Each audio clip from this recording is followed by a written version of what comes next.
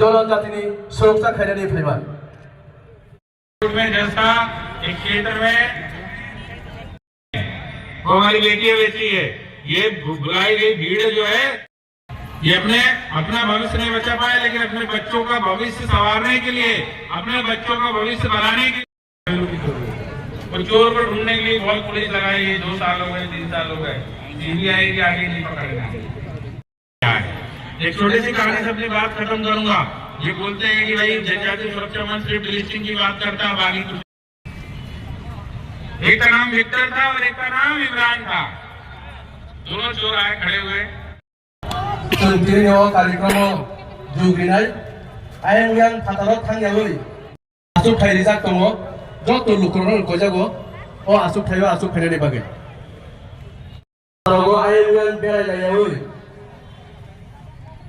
में जैसा एक क्षेत्र में